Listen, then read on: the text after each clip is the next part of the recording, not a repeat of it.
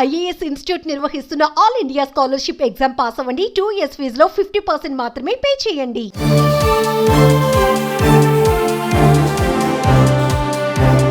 గూడు కోల్పోయి కొందరు, సర్వం కోల్పోయి మరికొందరు. ఎటు చూసినా హృదయ విదారక దృశ్యాలే, ఎవరిని కదిపినా కన్నీటి వ్యధలే. ఫెయింజల్ తుఫాను విషాదం ఎన్నో కుటుంబాల్లో తీవ్ర శోకాన్ని మిగిల్చింది.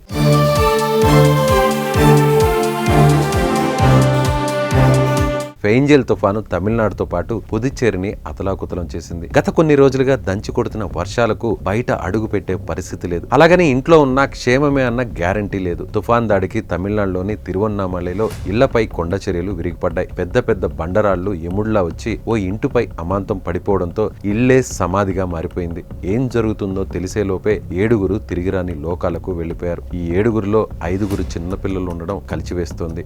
అభంశుభం తెలియని చిన్నారులను ఫెయింజల్ తుఫాను బలి తీసుకోవడంతో చుట్టుపక్కల గ్రామాల్లో విషాద ఛాయలు అలుముకున్నాయి.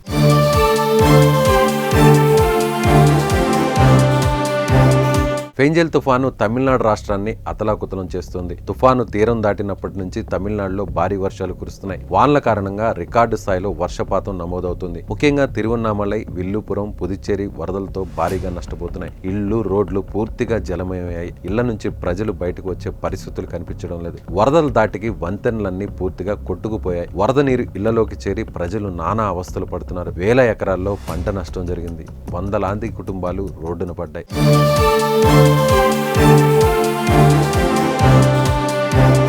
పశ్చిమ తమిళనాడులోని కృష్ణగిరి, ధర్మపురి జిల్లాల్లోనూ రికార్డు స్థాయిలో వరదలు ముంచెత్తాయి. గడిచిన 24 గంటల్లో కృష్ణగిరిలోని ఉత్తంగరైలో 50 సెంటీమీటర్లు, విల్లుపురంలో 42 సెంటీమీటర్లు, ధర్మపురిలోని హరూరులో 33 సెంటీమీటర్లు, కడలూరు, తిరువన్నామలైలో 16 సెంటీమీటర్ల వర్షపాతం నమోదైంది. కృష్ణగిరి జిల్లాలోని లోతట్టు ప్రాంతాలు వర్షపు నీటిలో చిక్కుకుపోయాయి. ఈ క్రమంలో కృష్ణగిరిలోని ఉత్తానగిరి బస్టాండ్లోకి భారీగా వరద నీరు వచ్చి చేరింది. దీంతో పలు బస్సులు, చిన్న చిన్న కార్లు వరద నీటిలో కొట్టుకుపోయాయి. అందుకు సంబంధించిన వీడియోలు, ఫోటోలు సోషల్ మీడియాలో వైరల్ గా మారాయి. ఇక తుఫాను కారణంగా తమిళనాడులోని కొన్ని ప్రాంతాల్లో భారీ వర్షాలు కురుస్తాయని వాతావరణ శాఖ సీనియర్ అధికారి వెల్లడించారు. అలాగే ఉత్తర కేరళ, దక్షిణ కర్ణాటకకు వాతావరణ శాఖ అధికారులు హెచ్చరికలు జారీ చేశారు.